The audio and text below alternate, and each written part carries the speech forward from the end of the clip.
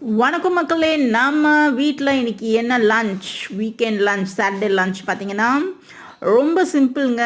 White rice, கொஞ்சமாக கருவேப்பிலை பொடி, அவரைக்காய் இருந்ததுங்க, கொஞ்சம் மீதி சாம்பாரில் போட்டது.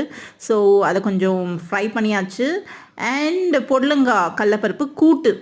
ஸோ ரசத்துக்கும் பொடலங்காய் கடலப்பருப்பு கூட்டுக்கும் சூப்பராக இருக்குங்க, யம்மியாக இருக்குங்க.